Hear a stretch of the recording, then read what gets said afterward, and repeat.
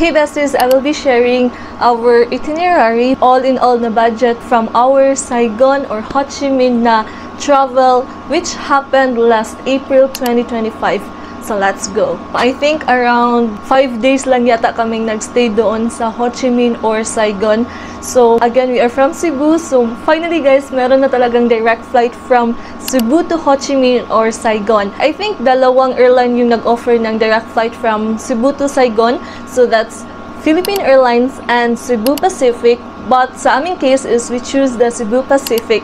So, yung first day talaga ng opening, parang grand opening ng flight ng Cebu Pacific, yan talaga yung nangyari sa amin guys. That's April 7, 2025. So, that's a Monday. Around 9:30 PM pala kami guys nag-depart from Cebu or sa Mactan International Airport. So, that's 3 hours and 10 minutes na flight duration from Cebu to Ho Chi Minh or Saigon. So, upon arrival pala guys, nag-withdraw kami agad-agad. And by the way, again, nung rating kami dun sa airport ng Ho Chi Minh is medyo mahaba din talaga yung pila ng immigration. It's case-to-case basis. Maybe sa amin is mahaba yung pila na experience namin. So, maybe by that time na kayo is baka hindi na mahaba. So, maybe I will just set your expectation guys na if you are in Vietnam, medyo mahaba talaga immigration ng Vietnam. Same scenario nung nag-Hanoi, Sapa kami guys, medyo mahaba doon. So, sa case lang talaga namin dito sa Ho Chi Minh or sa Saigon is kahit mahaba siya pero mabilis ang galaw. I think mga more or less 1 hour lang kami doon sa immigration. Unlike nung nag-Hanoi, Sapa kami guys, mga 2 hours or 3 hours talaga kami sa immigration. So, I'll just set your expectation if you are going to Vietnam. So, again, please bring your patience with you. So, by the way guys, yung name pala ng airport sa Ho Chi Minh or sa Saigon is Tan Son Nhat. I don't know if I pronounce it correctly, pero parang Tan Son Nhat International Airport yung name ng airport dun sa Ho Chi Minh. Upon arrival, nag-withdraw kami ng money. So, nag-withdraw kami sa BIDV na bank. Sa labas lang siya, around sa arrival area na talaga siya. So, dun lang kami nag-withdraw. And then, after withdrawal is bili din kami ng SIM card doon din sa arrival hall. We are staying an Airbnb doon sa Ho Chi Minh guys and overlooking yung view niya guys. Ano siya, plus point sa amin. Tapos may balcony again. So, nasa District 1 yung Airbnb na yun guys. So, I'll just put the link on the description box below in case na baka gustuhin nyo rin. Medyo mura lang din yung nakuha namin na Airbnb. Tapos, basta ang ganda siya. We so love our Airbnb dun sa Ho Chi Minh. So, if ever pupunta ulit ako sa Ho Chi Minh, I will consider this Airbnb if yun nga, hindi pa siya fully booked by that time. So, soon, if ever pupunta ulit ako sa Ho Chi Minh or sa Saigon, I'll definitely book this Airbnb. Meron kaming mga separate vlogs, guys. Detailed vlogs. So, you can check that one. Vietnam vlog, Ho Chi Minh or Saigon vlog. Doon, you can check those. Meron kaming very detailed vlogs about it. So, by the way guys, from airport is nagpa-airport transfer pala kami. Nag-contact lang kami sa Airbnb host namin. Gabi din kasi yung arrival namin. So, kinda same scenario siya sa Hanoi Sapa vlog namin. Around 11:40 PM na kasi kami nakarating guys. Most likely around 12 midnight or 1 AM is doon na kami sa arrival hall kasi nga galing pa kami sa immigration. So far naman sa immigration sa Vietnam guys, wala namang tinanong. Pinascan lang tapos tatak na. And then, nagpa-airport transfer kami kasi medyo malayo din yung airport at saka yung Airbnb na yon. So again, we've stayed sa District 1. If you are in Ho Chi Minh or in Saigon guys, I'll suggest na dun kayo sa District 1 kasi malapit lang talaga siya sa mga tourist attractions guys. As in, pwede kayong maglakad lang talaga if you are around District 1. So I highly suggest na if you are in Ho Chi Minh, might as well dun talaga kayo mag-book ng accommodation sa District 1. So, on our day 1 guys is, eto na siya, April 8, 2025. Medyo hapon na kaming naglakwatsa dito guys kasi medyo puyat kami sa biyahe kasi around 1 AM na, you know, red-eye flight. Although we like the red-eye flight guys, pero medyo puyatan lang talaga. Yun lang yung pros and cons if red-eye flight yung nakuha nyo or yung nabook nyo. Don't have any options. So, ayun, yun talaga yung cons niya. So, medyo puyatan siya. Kaya around 1 AM or 2 AM na kaming natulog kasi nag 7-Eleven pa kami. Surprisingly pala guys, sa Ho Chi Minh is merong 7-Eleven kasi nung nag-Hanoi at saka Sapa kami guys, walang 7-Eleven. So, medyo na-shock kami, uy, meron palang 7-Eleven dito sa Ho Chi Minh. Medyo, ano yung Ho Chi Minh guys, medyo modern or yung parang mas open sila for international na mga products or brands. And medyo mas commercialized compared dun sa Hanoi. So, yung first pala namin ginawa guys is yun yung pumunta kami sa Book Street, Ho Chi Minh Book Street. Basically, from the word itself, Book Street. So, lahat talagang makikita nyo guys is mga books. Meron ding mga Harry Potter, meron ding mga self-development books. So, some of it is, ano siya guys, naka-Vietnamese. Pero, meron namang mga English books din guys. So, hanap lang talaga kayo if ever you are a bookworm talaga. You know, this place is heaven para sa inyo. Meron kami nakitang Harry Potter, naka-Vietnamese. Tapos, meron ding English version na aklat. Wow! Aklat! Tagalog ah. Meron ng mga books about AI, yung parang for futuristic talaga ng mga topics, guys. You should consider visiting Ho Chi Minh Book Street if you are really into books. Even if you're not a bookworm person, guys, ma-enjoy nyo naman siya kasi in all fairness, maganda yung place, tapos medyo aesthetic siya, guys. So if you are into photography, yan, magugustuhan nyo yan. And then after that one, katapat lang talaga sa Ho Chi Minh Book Street, katapat niya is the Saigon's Notre Dame Cathedral. And apparently, guys, nung nag-visit kami, that time is, ano siya, nag-renovate. So, hindi kami nakapasok kasi close yung church. Sa labas lang talaga kami. And then, after that one is, eto nang pumunta kami sa post office. Sadly, guys, that time is, ano na siya, hapon na. So, close. Although, nakapasok naman kami, pero yung mga nagtitinda ng mga postcards, ganyan, hindi na sila nag-a-accept. Hindi na nila kami ini-entertain. So, ayun, bumalik lang kami on the other day. If ever nasa Ho Chi Minh kayo, guys, I highly recommend also to check the post office. Kasi, ano siya, one of the recommended talaga to na tourist attraction or tourist spot if you are in Ho Chi Minh. So, make sure lang na medyo maaga kayo. Hindi yung same sa amin na hapon na. Kasi baka wala ng mga postcards na nagtitinda. So, yun lang talaga yung cons niya if hapon na kayo. I think mga around 5 p.m. is, yun na, medyo close na yung mga stores. Sa amin, nakabalik naman kami on the following day. And then, yun nga, if you are in the post office, you will write something for yourself para, apparently guys, yeah, totally, they will deliver talaga as in yung postcard nyo. Pero sadly lang sa akin is, up until now, today is July 14, apparently guys, wala pa yung aking postcard. I mean, I didn't receive my postcard. So maybe, one of these days, pupunta na ako doon sa post office sa amin para to check lang, baka nang doon lang siya nakatambak. So, sayang naman if I won't receive it that one, diba?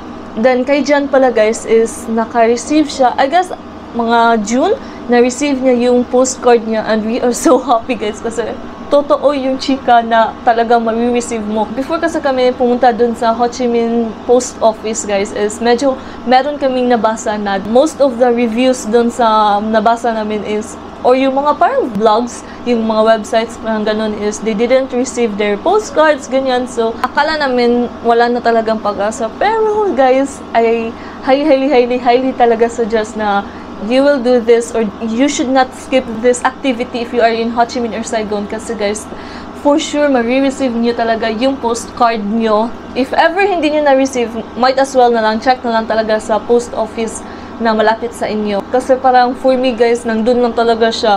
So, update ko kayo if ever na-receive ko.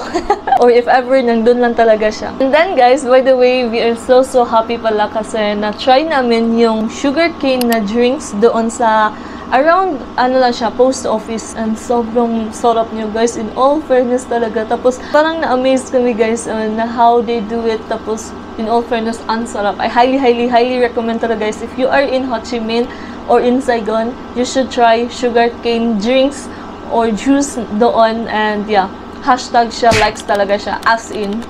So, by the way guys, ito pala, I forgot to chika. Nung nag-video pala kami doon sa Tan Son Nhat International Airport is, yung ginamit pala namin na ATM is, or ginamit pala namin card is GoTime. So, proven and tested talaga yung GoTime sa amin guys. As in, ever since na nag-travel kami from Taiwan, Thailand, Hong Kong, yeah, yan talaga yung ginamit namin sa pag-video talaga. And then, dun sa Hanoi, Sapa, nagamit din namin yung GoTime. And for our recent trip, yan, sa Ho Chi Minh, nagamit din namin. So, we are so happy talaga with GoTime. And if ever meron kayong GCash card, may nabasa naman ako na it's also a good option if you have GCash card.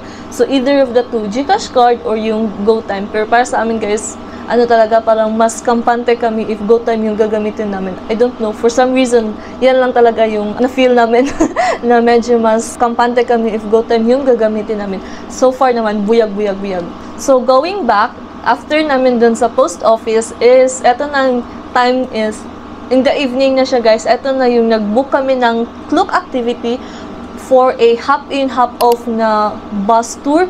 In all fairness guys, sobrang ganda ng mga buildings doon sa Ho Chi Minh or sa Saigon. Tapos, ang liwanag. Sobrang ganda ng mga designs niya guys. Architectural designs. Sobrang ganda niya. To think guys 50 years pang nakalipas since nung nag-Vietnam War. Tapos, yan na kaganda yung makikita mo mga buildings around Ho Chi Minh or Saigon. Nakaka-amaze lang. Again, yung design, tapos yung lights. Basta, nakaka-amaze siya. Also, I suggest guys, if you want to book a hop-in, hop-off tour, maybe try nyo sa gabi kasi sobrang ganda talaga ng vibe or sobrang vibrant talaga ng mga buildings nila. And then, yung mga lights or mga pailaw sa Saigon. Parang hindi sila takot guys sa kuryente nila na babayaran. Yun yung na-observe namin. Sa aming case, since gabi na siya, as in, parang we just want to chill lang, and then, parang sightseeing tour yung ginawa namin. We have the options naman na bumaba, since from the word hop in, hop off. So, if ever you want this location na gusto nyo bumaba kayo dyan, so pwede naman, and then, antay na lang siguro kayo ng another bus para punta na lang kayo sa next destination. Pwede din naman siyang ganun, guys. Pero sa amin lang kasi is, we opted the evening na hop in, hop off. Although hindi kami nag-hop off, hop in lang talaga kami for 1 hour kasi we just want to sightseeing sa city nila or sa Ho Chi Minh City para chill lang, ganun. You know, it's still our first day, so we want to chill and feel the vibe ng Ho Chi Minh. Parang, ano pa lang, nag-o-observe pa lang kami. Wow! And then, on our day 2, guys, so eto na yung Cu Chi Tunnel kami, guys. We booked this pala sa Klook again. So, I'll just put the link on the description box below, guys. And ito yung nakaka-amaze din or one of the bucket list unlock namin na nangyari sa aming tour na to. Kasi, guys, nakapunta na talaga kami sa Cu Chi Tunnel. Like, this area is nangyari to in real life. Tapos, na-experience namin siya in real life also. Parang, wow! Bucket list unlock talaga siya, guys. Iba kasi yung feeling, guys, na once nasa tunnel kayo, like, imagine yourself na nandun ka for 20 years. Kasi I believe around 20 years yata yung duration ng Vietnam War. So, imagine you, guys, na nandun kayo for 20 years. Parang, I can't imagine. Char! If you have claustrophobic, medyo challenging talaga siya, guys. So, ayun lang talaga. Pero, I suggest if you are in Ho Chi Minh or Saigon, check this activity. You should not miss this activity talaga, guys. So, punta na kayo sa Cu Chi Tunnel and experience being inside the tunnel talaga. Then, you would also see a lot of bombs doon, yung mga guns na ginamit during the Vietnam War. Although, ano na siya, wala na siyang bala. Although, yung mga bombs at saka guns is hindi na siya gumagana. Pero ano lang talaga siya, guys, parang seeing it in person, parang wow, I can't believe lang talaga. And then, naka-experience din kami yung parang gaganon ka tapos, I'll just put a sample video na lang here kasi I can't explain. Parang gaganon ka tapos, parang, how to explain ba? Para siyang secret tunnel kasi, guys. You'll experience that one, tapos yun, papasok ka sa loob para dun sa tunnel na yun. So, I'll just put a picture here. I can't explain lang talaga ng monggang-mongga. So, here's a sample video. So, you can experience that one if you are in Cu Chi Tunnel. Yung Cu Chi Tunnel pala, guys, is half day namin siyang ginawa. Meron palang option, guys, na Cu Chi Tunnel tapos yung Mae Klong River. Yung Mae Klong is hindi namin napuntahan, sadly, kasi parang we are okay na. Hindi pala Mae Klong. Mekong River sa Ho Chi Minh, Mekong River Delta. So, pwede din kayong pumunta dito, guys. So, apparently sa amin is hindi kami nakapunta dito. Pwede nyo isama yung Cu Chi Tunnel, same day, Cu Chi Tunnel, tsaka Mekong River Delta. Meron namang package yata dun sa Klook, pero sa amin is mas naka-focus lang talaga kami sa Cu Chi Tunnel. Although, historical din naman yung Mekong River Delta. And then, on this day pala, guys, is doon namin na-experience talaga yung cafe apartment. So, it's a famous building in Ho Chi Minh. So, apartment siya. I mean, building whole building talaga siya. Tapos may iba't ibang restaurant, may iba't ibang cafe doon. So kaya tinawag siya na cafe apartment. So all of those talaga is ano siya, more on foods, cafe, ganyan. Parang pang chill lang talaga siya, guys.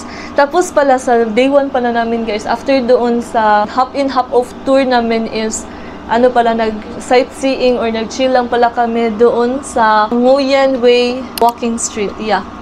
Doon pala kami, guys, nag-chill kami. And in all fairness, guys, sobrang maaliwalas, tapos ang ganda.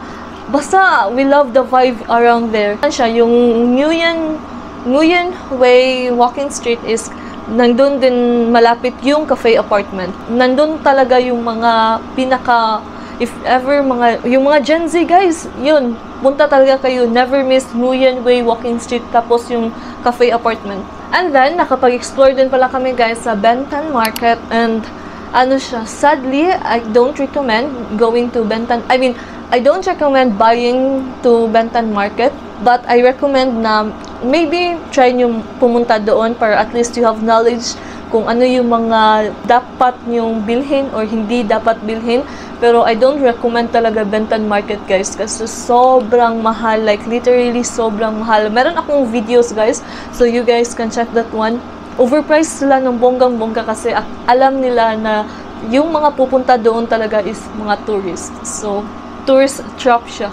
So, on our day 3 pala, guys, is eto yung finally na-try namin mag-run kasi we are into running this past few days or this past few months. So, nakapag-try na kami mag-morning run or mag-run around Ho Chi Minh or Saigon. Another bucket list unlock namin, guys, makapag-run outside Philippines. Char!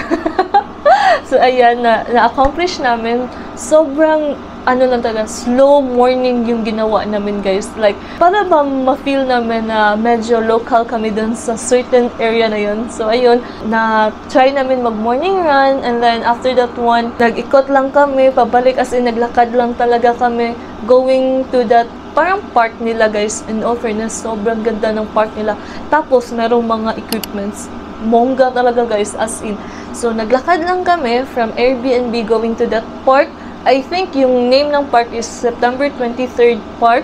So, naglakad lang kami going there. And then, pagbalik din is naglakad lang kami. So, another, nakatry din ulit kami ng sugarcane juice or drinks. So, ayan, kasi meron lang talagang mga nagtitinda niyan around the city or around the street. And then, nag-try din kami kumain yung tofu. Basta, guys, sobrang ano lang talaga, slow morning yung ginawa namin. And we are so happy na ginawa namin yan. Hindi lang mga tourist spot yung ginawa nyo ba. Parang you have time to relax or parang chill na ma-experience mo talaga yung parang medyo local vibe, ganun. And then, on our day 3 pala, guys, is dito kami punta sa Binh Tai Market. So, I'll just put a picture here. Binh Tai Market. So, nasa District 3 to. So, dito kami, guys, nakabili ng mga pasalubong and all kasi mas mura talaga dito compared doon sa Bentan Market. So, I highly suggest if you are in Ho Chi Minh or in Saigon, doon kayong bumili sa Binh Tai Market talaga, guys. Medyo malayo lang talaga siya sa District 1. So, nag-grab lang kami. I think around 100 pesos or 200 pesos yung grab from District 1 going to District 3. So, sulit naman siya, guys. Naghati lang kami ni John. Tapos, ito pala kami nakabili ng mga hats din. Tapos, basta meron akong mga shopping haul. You guys can check that one lang. Nasa playlist namin. So, lahat nung nabili namin, most of those talaga is sa Binh Tai Market namin siya nabili. Again, if you are in Ho Chi Minh or in Saigon, I highly suggest doon kayo bumili sa Binh Tai Market at wag doon sa Bentan Market kasi mahal. And then, on the evening, guys, in the afternoon pala, after namin sa Binh Tai Market is na, eto yung nagka-yakiniko kami, pumunta kami sa District 7, so medyo chill again. Pumunta kami sa District 7 kasi na-curious ako, guys, kung ano yung nasa District 7 kasi sabi nila, more on mga Korean yung mga nandun or Korean stuff yung nandun sa District 7. So, pumunta kami from District 3, nag-grab ulit kami going to District 7 kasi medyo mainit na siya, guys, and then nag-stay lang kami dun sa Lotte World or Lotte Mart. Yan, nagstay lang kami doon. Mall siya. So, sa Lotte Mart, nagstay kami doon. At saka doon kami nag-lunch sa Japanese na store or Japanese restaurant. So, nakapag-try kami ng yakiniku. And then, in all fairness, masarap naman siya, guys. And, yeah, sobrang sarap. As in, doon kasi sa Japanese restaurant na yun is meron silang pa-promo. Kaya, nagani kami. Parang, na-convince kami na, okay, sige, try natin mag-yakiniku dito. I guess, around 1,000 yung nabayaran namin sa aming dalawa na yan ni Jan. So, sulit naman siya kasi ano na siya, yakiniku, tapos basta masarap siya, guys, in all fairness. So, yun yung ginawa namin after doon sa Bentay Market kasi sobrang init doon sa Bentay Market. So, deserve namin magpalamig sa mall nila. Punta kami doon sa District 7 kasi nandun yung Lotte Mart.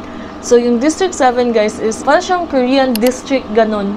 And then, on the evening, guys, is after namin dun sa District 3 at saka District 7, bumalik ulit kami sa District 1. So, na-freshen up lang, nag-chill muna ng konti sa Airbnb namin. Tapos, niwan yung mga binili namin na mga gamit. Tapos, after that one, on the evening, eto na yung na-food trip kami or nag-try kami ng Michelin Guide na pho. So, yung name pala doon is Pho Vietnam. Michelin Guide siya, guys, and sobrang sarap as in talaga. So, I suggest if you are in Ho Chi Minh or Saigon, try this one, guys. Sobrang sarap. So, meron akong detailed vlog dyan. So, you guys can check that one lang sa aming Vietnam vlog, Ho Chi Minh, Saigon 2025. Sobrang sarap niya, in all fairness. Tapos, basta, ang sarap niya. Highly recommend na mag-check kayo dito sa Pho Vietnam. By the way, guys, nung nag-apartment pala kami sa day 2 namin, try namin yung Madam Kuyan. Madam Kuyan yata yung name ng restaurant na yon. And in all fairness naman, guys, sobrang sarap. Nag-enjoy kami sa pagkain namin. Talaga, if you are looking for an authentic Vietnamese food, I suggest doon kayo mag-try, guys, sa Madam Kuyan. Located lang siya inside sa cafe apartment. Tapos, guys, meron siyang pakulo. Meron pakulo yung restaurant na yun kasi yung parang wall nila, guys, is pwede kayong magdikit ng mga notes. So, meron kami, Shell and John was here. Tapos, yan, nagsulat kami.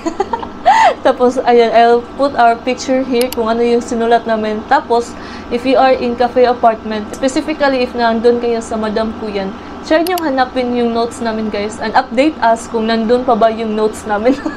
Baka tinanggal na yun eh. And then, after nung nag-Pho Vietnam kami, naglakad lang kami kasi sobrang busog na kami na that time talaga, guys, as in. So, after namin dun sa Pho Vietnam is naglakad lang kami within the city, within District 1, and then dun napuntahan namin yung Bui Vien Walking Street, and sobrang alive doon, guys, as in, pero kinda na culture shock kami ng konti. Slight lang kasi medyo wild talaga if you are in Bui Vien Walking Street. As in, meron talaga mga babaeng nagsasayaw, guys, sa stage talaga mismo. Kala namin parang may disco lang, ganyan. So, in all fairness naman, if you want that kind of vibe, pwede kayong mag-check dun sa Bui Vien Walking Street. Pero if medyo you don't like that kind of vibe, I suggest na skip nyo na lang or dadaan na lang kayo ng konti. So, sa aming case is, nag-stay kami doon siguro mga 30 to 1 hour, and then nag-chill lang kami. Nag-try doon sa Saigon beer kasi mura lang yung beer sa Vietnam, guys. So, try kami doon. Tapos, kahit nasa walking street ka, guys, meron talagang store doon. I forgot lang talaga kung anong name ng store na yon. Mura lang talaga yung beer na yon. Unlike doon sa parang unahan na sobrang mahal, like times 2, times 3, or times 4 pa nga eh. Basta nag-chill lang talaga kami doon. Saigon beer, tapos konting mga foods, ganyan. Food trip. Even if nasa walking street. After namin dun sa Bui Vien Walking Street is naglakad ulit kami going to our Airbnb. Ganun ka-accessible yung Airbnb namin. As in, like, walking distance lang talaga siya sa mga tourist spot if you are in District 1. Specifically dun sa aming accommodation talaga or sa Airbnb. Meron akong room tour dun sa Airbnb namin. So, you guys can check that one. Nandun lang talaga sa playlist namin. And down for our day 4 is, eto na, is nag-ano na kami. Bumalik ulit kami sa Central Post Office sa Ho Chi Minh or sa Saigon. Is eto na talaga yung day na successfully na nagsulat na talaga kami sa aming postcard. Medyo mura lang naman yung mga postcard, guys. I think hindi siya aabot ng 100 pesos. Depende lang talaga siya sa designs ng postcard nyo. And then, meron kayong babayaran na parang shipping fee, ganyan. In all fairness guys, akala namin, since international transaction siya, akala namin mahal, pero in all fairness, mura lang talaga siya guys, as in. So, you should not skip this activity talaga. It's refreshing guys na magsulat ka for yourself talaga, like, dear self, or dear Shal, or dear John, or dear me, char. Like, wala, ang ganda lang talaga na once na makareceive, siguro no, once makareceive mo talaga yung postcard nyo, maybe months from now, ganun, tapos babasahin mo yung ano yung sinulat mo on that day, parang ang ganda lang, refreshing. And then, eto naman is another chill day namin as usual. So, after namin nagsulat dun sa post office, I mean, hindi pala siya ganun ka-chill sa amin guys kasi nagpasabay pala kami. So, eto yung, although hindi ko na siya na-vlog lahat, yes, eto din yung day na nag-finalize kami ng mga pasabay namin. Mali kami dun sa Bintay Market, tapos bumili ng mga another pasabays talaga, like, pinag-siksika na namin siya. And then, after doon, nag-chill lang kami. First time namin makapag-try sa Arabica. Around, ano lang siya, malapit lang siya. Although, meron namang Arabica sa cafe apartment. Pero yung na-try namin is yung near lang sa post office. As in, talagang chill lang talaga kami guys. Like, after sa post office, dun nag-Arabica kami. Tapos, kumain lang ng konti dun sa Circle K. Kasi medyo masarap yung mga pagkain dun. And then, after that one, chill lang talaga guys. And then, dun na nga, na-finalize kami sa aming mga pasabays and all. Ito na talaga yung last full day namin dito sa Ho Chi Minh or sa Saigon. Kasi, early morning kasi guys, yung flight natin going back to Cebu. So, yung flight namin from Saigon to Cebu is 12 midnight. So, ganun siya kaaga guys. Kaya, yung day 4 namin is yan talaga yung last full day namin. So, lahat ng ginawa namin, nagsiksikan na talaga, like, finalizing our pasabays. Tapos, basta mag-chill lang talaga kami around, within the city talaga. Parang siyang cafe hopping / food trip sa last full day namin dun sa Saigon. Yun nga guys, 12 midnight, yan yung pabalik na kami from Saigon to Cebu. Day 4, last full day namin. So, mga 9 or 10 p.m. on that day, April 11, 2025. So, that day, 11, mga 10 or 9 p.m. is pumunta na kami from our Airbnb. So, nag-check out na kami para doon na kami pupunta sa airport mga 9. I think mga around 9 or 10 p.m. yata. So, mga 40 minutes yung biyahe guys from Airbnb namin going to the airport. So, yun na nga. Medyo, again, mahaba talaga yung pila sa immigration. Tapos yung mga final security check or yung mga for x-rays. I also set your expectations guys if you are in Vietnam. Medyo strict talaga guys dun sa final security check nila. Sobrang strict nila, as in like hinuhubad talaga yung pwedeng ihubad, char. Yeah, as in like ganun sila ka strict. I think hindi naman na-delayed yung flight namin, I forgot lang. Since first time pa nga yung Saigon to Cebu again on that day. So, medyo palipat-lipat yung ano namin, check-in counter namin. So, yun lang medyo challenging na part. But, natanggumpayan naman namin. Yun nga, medyo mahaba yung pila namin. Yung sinabi sa Go Pacific na app, tapos in reality, sa ibang counter pala kami dapat. So, yun lang talaga yung challenging. Kaya, yun, medyo all the passengers is nalilito. So, yun, mahaba yung pila. So, yun nga, April 12, 2025, around 4:45 a.m. is yan na yung nakarating na ulit kami sa Cebu. So, yun na nga, natapos na rin ang ating Ho Chi Minh or Saigon na travel. So, quick lang talaga yung nangyari sa Ho Chi Minh or Saigon, guys. Although, mga 4 or 5 days lang kami dun sa Ho Chi Minh guys, sobrang nag-enjoy talaga kami, as in. Maybe siguro no, some of the things na nangyari sa amin is hindi kami nag-base talaga doon sa aming itinerary. Meron kaming mga parang mga chill days, ganyan. Hindi namin in-expect na nag-enjoy talaga kami sa Ho Chi Minh or sa Saigon kasi akala namin parang siksikan lahat ng ginawa namin. Siguro if there's one city outside the Philippines na gusto namin makapag-escape from reality, wow! Now, merong direct flight from Cebu. I think we will choose Ho Chi Minh or yung Saigon. Ito yung parang go-to city namin soon, char. Wala lang guys, basta in all fairness, nag-enjoy talaga kami. We didn't expect na ganun ka-enjoy kami dun sa Ho Chi Minh or sa Saigon. Alam niyo ba guys, bakit namin masasabi na ito yung parang go-to city namin if we want to escape? Kasi parang ano siya guys, reachable siya. Kasi meron lang namang direct flight from Cebu. Tapos, especially if may seat sale, ayan, mga promo, mga piso sale, ganyan. Book na talaga kayo agad-agad. For this travel talaga guys, sobrang mura yung mga plane tickets. Basta lahat, sobrang mura lang. Since Cebu Pacific kami, tapos naka-seat sale din siya. Yan yung isa sa mga kinoconsider namin na bakit go-to city namin yung Ho Chi Minh or Saigon. Kasi malay nyo, may mga seat sales from Cebu to Saigon, di ba? As in. So, abang-abang lang talaga kayo guys. So, yung plane ticket namin guys, eto yung mura talaga guys, as in, sobrang worth it. So, ayan guys, tapos na tayo sa ating itinerary sa Saigon or Ho Chi Minh na travel namin. So, right now, I will discuss naman sa all-in-all budget na talaga namin guys. So, eto talagang travel namin is, eto yung pinakatipid talaga na travel namin. Like, eto na talaga. We can't believe na for that certain amount lang, makakapunta ka na pala sa ibang bansa. Like, amazing! Wala akong masabi kundi amazing. So, ayan. Okay, let's go. Let's start. So, first, of course, ating airfare. So, since we book it via Cebu Pacific, so 12,950.68, but good for 2 person na yan. Sa amin na yan, dalawa ni Jan. So, with meal na yan, at saka meron na yung 1 check-in luggage. Basically, isang check-in luggage lang yung in-avail namin. So, that's 20 kilos. So, di ba guys? So, kung i-half natin, so more or less, mga 6,500 lang yung airfare natin. Di ba? Amazing bells. Ayan, di ba? Amazing, char. So, yan. Okay, all good na tayo sa airfare natin. So, next, proceed na tayo sa aming Airbnb. So, good for 2 person ulit ito. So, good for 5 days naman siya. So, Airbnb siya guys. And sobrang modern, sobrang ganda ng Airbnb namin kasi condominium siya. So, Soho Residence, yan yung name ng building namin. So, good for 5 days. That's 10,835.04.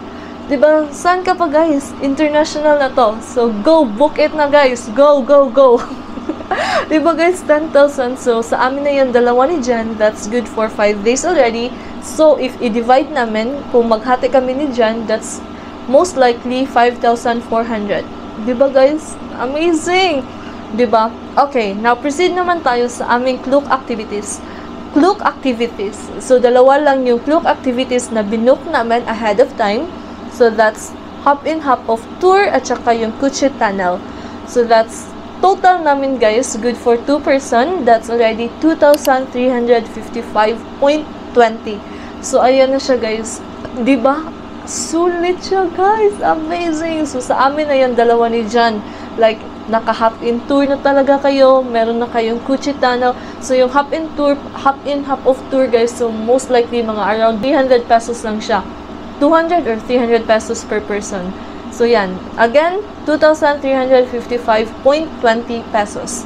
So, yan yung hop-in, hop-off tour at saka Kuchi Tunnel. So, sa amin na yan, dalawa ni Jan. So, if i-divide natin, so, most likely nasa 1,100, ganyan. So, per person. So, di ba guys? Sulit talaga. As in, eto talaga yung masasabi namin na sobrang tipid namin. So, kaya eto yung masasabi namin guys na if you want to escape lang sa reality or if you want to experience or travel internationally na kayang-kaya or abot sa budget, eto talaga yung Ho Chi Minh or Saigon. Kasi guys, merong direct flight. Tapos, if makapag-seat sale pa kayo guys or piso sale, imagine meron kang 3,000 or 4,000 pesos na seat sale, di ba? Go, book it na! Char. So, di ba guys, grabe. Tapos, yung mga bilihin dun sa Ho Chi Minh or sa Vietnam, generally, sobrang mura lang talaga as in. Next is pocket money. So, that's sa aming dalawa na to ni Jan guys and masyak kayo. Char! So, lahat ng ginawa namin doon, eto lang yung nagastos namin. Tapos guys, sobrang nakapag-yakiniko na kami, nakabonggang restaurant na kami, pero yung prices lang for that duration ng 5 days guys, tapos aming dalawa na to ni Jan, masyasyak kayo. Char! Parang ito yung stage na masasabi mo na mas mahal pa dito sa Pinas. Ayan. Okay. Pocket money. Good for 2 person. Sa amin na yung dalawa ni Jan. So, good for 5 days to. Tapos, ito guys, yung pocket money, pwede pa kayo makamura dito if nagtipid pa talaga kayo, or pwede din naman kayo makapamahal. Depende din kasi yan sa lifestyle nyo. Okay, so pocket money, sa aming dalawa na to ni Jan, good for 5 days. It's 14,187.15. Diba guys? Grabe, ganyan siya. Ito talagang trip na to, masasabi namin na nakatipid talaga kami, nakapamura talaga kami, as in sobrang tipid talaga tong trip na to. Tapos bongga na yung mga napuntahan namin, I mean, basta sulit na yung mga na-experience namin, tapos mura lang siya. So that's 14,187.15. So okay na, all good na tayo sa airfare, Airbnb, Klook activities, tapos pocket money. So of course guys, meron tayong travel tax if lalabas tayo sa outside Philippines. So, 1,620 per person. So, 1,620 travel tax per person yan. So, all in all, total, good for 2 na all in all budget na good for 5 days. Let's say 5 days. Ito yung nagastos namin lahat-lahat.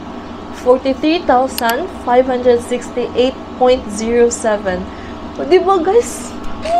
Tapos, as in, from all duration namin, as in, Grab lang talaga yung ginamit namin. Tapos, yung mga restaurants na pinunta namin, guys, napag-yakiniko kami.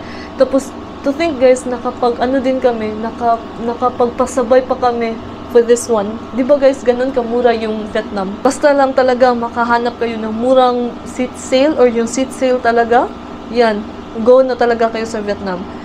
So, 43,568.07, that's good for 2. Sa amin na yan, dalawa ni Jan. And yan na talaga yung all-in budget namin. As in, lahat-lahat kasali na airfare, Airbnb, Klook activities namin, kasali na yung travel tax namin, at saka pocket money. So, if i-divide natin, or if i-hati natin for 2 person, so basically guys, yung nagastos lang namin talaga per person is 21,784.03. Like, kasali na airfare guys? Kasali na yung Airbnb? Diba? Kaya eto talaga yung masasabi namin na go-to city or go-to city namin since mayroong direct flight from Cebu. So, eto talaga. If you want to escape outside Philippines talaga, guys, eto. Dito niyo kami hanapin, char. Eto talaga yung go-to city namin. Kasi, guys, to think, guys, that's already good for 5 days na siya. Tapos, kasali na Airbnb. Tapos, kasali na yung mga Klook activities, pocket money, travel tax. Tapos, kasali na yung airfare. 21,784.03 lang yung nagastos ko or per person sa amin. Diba? Amazing! That's good for 5 days. Wala lang. Ulit na guys. Wala lang. Na-amaze lang ako. So, ayan lang guys. I guess na-discuss ko naman. So far, hindi kami nagpapabudol. Wala kaming mga scams na nangyari sa amin. So, be vigilant lang talaga. So far, smooth yung transactions namin lahat-lahat doon sa aming travel sa Ho Chi Minh or sa Saigon. So, I think I will end it here na guys. And just leave a comment down below if you want to ask more. And I will answer them as much as I could. So, ayan guys. So, don't forget to like, subscribe, and comment down below. And I'll see you guys in the next one. Bye guys!